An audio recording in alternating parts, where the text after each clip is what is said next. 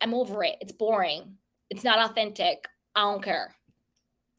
Now let's move on to Real Housewives Ultimate Girls Trip Season 3. Again, I'm pissed, disappointed, fell flat. And I'll tell you why. And again, put your comments down. Whether you agree or disagree, let's have a fun kiki and let's just get into it and talk about it. Okay, this is why this fell flat for me. A couple of things. Number one, casting. 1-800-PEACOCK. Bling, bling, bling, executives. If you need help casting, call Candy Washington. She'll help you out because this was a fail. And I'm going to tell you why. The main casting fail that they did was Real Housewives of Miami. It should not have been Marisol and Alexia. I think they should have done Alexia and Adriana. And I'll tell you why. Because that is the relationship that I think could have healed and could have mended and could have seen growth and evolution throughout Real Housewives Ultimate Girls Trip. I did not want, Marisol is a vibe in the confessional when she has her cockies and she's not eating and she's just drinking all day long and she has the one-liners, vibe. But there was no place for Marisol's and Alexia's, quote, friendship to go that would be more entertaining or elevated than what it already do. Marisol always comes to Alexia with some gossip BS. Alexia carries the bone and takes it back to the group, and then it's a big blow up. We get it. Rinse, wash, and repeat. But they couldn't even do that on this trip because they don't even know the girls like that. You know what I'm saying? They don't even know the girls like that. I think it would have been way more interesting to watch Alexia and Adriana without Marisol and see if they could have repaired their once really strong friendship. I think that would have been the way to go. Now, another casting fail. Leah? I'm uber confused. Uber confused. I don't get it. Where did that come from? Isn't Roni Legacy even like canceled? Or maybe it's coming back. I don't know what the deal is. And even if so, or if not, Leah, that was the one you thought would make or break this trip? I'm confused by that. All right, she's there. And then she shows up and all she does is have an attitude, bleed and poop all over the place. Leah was a mess. Leah didn't want to be there. She just wanted the check. So she was like, let me pretend like I'm sick, go to the infirmary. Oh, let me go to the last dinner so I can get this check. It was Leah. I don't know why Leah was there. I don't know. She was a fake friends with Candace. Candace, Leah doesn't like you. Trust me, Leah does not like you. She just used you. She complained, she whined, she bled, she pooped. It was gross. I wasn't here for it. She brought nothing but a bad energy and a bad vibe. Horrible casting. Leah doesn't even have any allies on the show she's on. I don't know why they thought she would come on the Real Housewives girls trip and be a vibe. She's not. Horrible. Another reason why it was really hard to watch. It wasn't fun. It wasn't fun to me. I didn't laugh. Like, sure, they had some shades here or there, some weird moments, but the energy was not fun. It was a downer. It was a drain. And I really blame Gizelle. And I know everybody likes pop it open Porsha, but I blame Gizelle and Porsha for this. And I'll tell you why. I think Gizelle and Porsha, prior to the trip or right before the trip started, got together and said, we're going to be the producers on the trip. We're going to stir the pot. We're going to bring the drama. We're going to call all the ladies to task.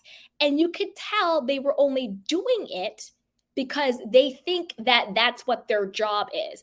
That's not your job, boo-boo. Your job is to be a cast member, not a producer.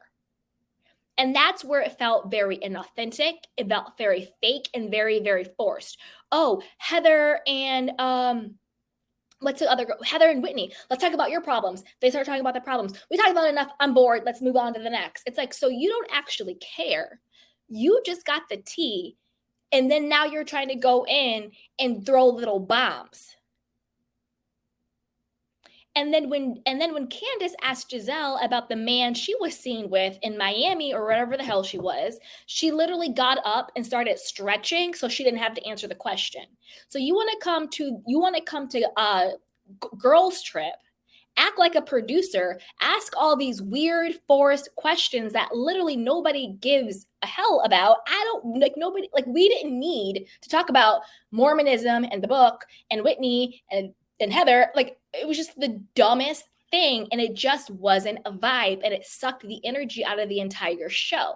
Marisol called it, Alexia called it, Heather called it, Leah called it. You know what I'm saying? It was just an energy suck. It was contrived and it was fake and it wasn't fun, because what you need for fun is authenticity.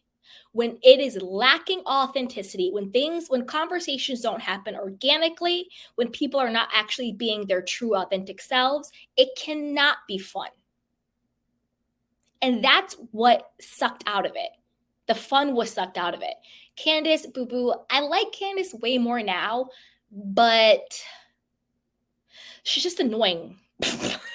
She's just annoying. She didn't particularly do anything wrong, to be honest. I like her a lot. I think she's grown a lot, but she's just kind of like annoying. Like, everything she does, she's like, you guys, and she was just a little annoying.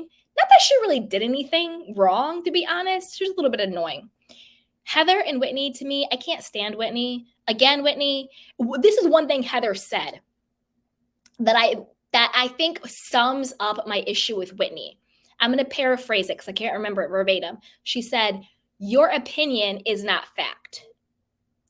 And I think that is really the issue I have always had with Whitney. And I think Heather really encapsulated, your opinion is not fact. So, and Heather used to do this too when it was bad weather until they broke up. They would get together, but mostly Whitney, and create scenarios and stories and schemes literally in their own minds. But then they would go back and report it as if it were fact. Just because you think something does not make it true. Just because you say something or you have an opinion about something does not make it true. So miss me with it, Whitney. Now, this is the thing. If you're going to have Whitney and Heather, let them do their thing on their own. I didn't need Gizelle poking in and prodding and doing all of that. Speaking of boring gizzard neck Gizelle, who also needs to have a several seats with what's her face Robin. The fact that she dragged out, whatever the proper word is, this stupid tequila bottle storyline.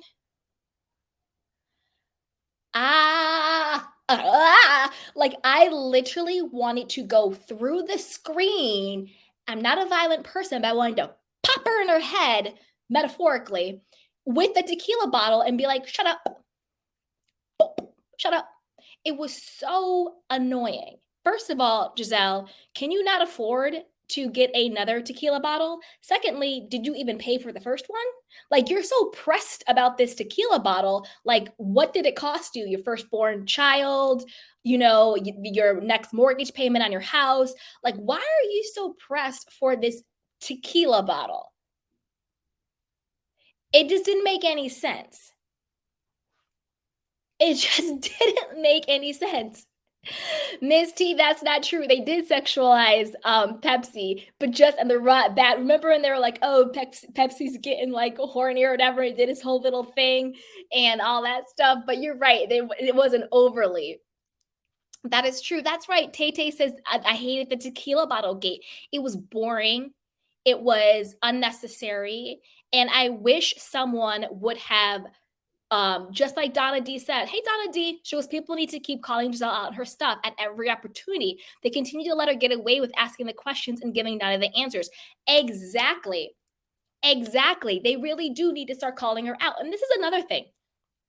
Exactly, Donna D, the tequila bottle was a deflection. This is another thing. How come no, and I agree. How come nobody said to Gizelle, "Shut up and sit down"? If I were there, it would not have been a tequila bottle gate. It would have been like, "Girl, do you need me to cash app you, Venmo you, how much it costs to cover the bottle of tequila?" But guess what? I'm not, because it's not up to me to placate a grown woman having a temper tantrum over a tequila bottle. So I'm going to keep my cash and my Venmo and my Cash App because I'm not the one to placate. I'm not going to placate you. I'm not going to enable you with you feeling entitled and the BS. And it was nothing but a deflection, because what storyline did Gizelle have other than meddling into other people's business? And that's not a storyline. It's not. It's not a storyline. Being a jerk isn't a storyline. She was boring, it fell flat, and I felt like Porsha was right there with her. Like, "Yeah, girl, we're gonna do this. We're gonna be the producers. We're gonna stir it up. We're gonna prove to Bravo to bring us back and blah, blah, blah." And the producer was just like, "Again, Porsha, it's Peacock, not Bravo." You know? And Porsha, sure, she got some shade in, sure, she got some stuff in, but I felt kind of like, I don't know what it is for me and Porsha, but I just don't have it for her. She's never been peach juice Porsha to me. Like, she's never given, like, I've never been a big Porsha person, especially after the whole Fallon and Simon debacle. That to me was the first scandal, right? Where it's like, now I'm engaged to my castmate's still husband, right? Because that's what she did. She was engaged to Simon when Fallon was literally still married to him. That was the first scandal. And I got something for scandal too, because I'm not with it. I'm not with it. But we'll get to that. I don't know. Porsha, I think she had some really good moments where she did open up and she talked about like her postpartum and all of that stuff. So she did have some really good, authentic, relatable moments. I will give her that. But it something just seemed a little off with Porsha. I think maybe if she hadn't aligned with Gizelle, like I actually think Porsha and Candace would have been a better vibe for me. Do you know what I mean? I think that would have been the better vibe. Whitney and Heather, who cares? They could have, they could have done their own stuff. That's what I think on that. All right. Baka says Porsha is a loser. I don't go anyone likes her at all. I agree. Natosky says exactly. That is insane. April says exactly. Porsha a fraud and a fraud as Gizelle. 100%. Thank you, Miss T, for holding me down. Zove says, yeah, we are bored of Heather and Whitney Mormon mess. So bored. So bored. Like, can we please move on? Exactly. So says I like Candace, but she is annoying. Thank you. Okay, you guys. I feel good. I'm like, yes, my candy canes understand me. Cause I was like, Bravo. You done messed up, Bravo. You done messed up. You done messed up. Barbara says, Porsha and Gizelle ruined the whole show. They producing from those two ruined it. I agree. Because the work was showing. It was too produced. It was too obvious. And it sucked what could have been even with this wackadoodle cast, I think it could have been really interesting. It at least would have been way more fun, but it was too much. It was just too much. All right, let's move on to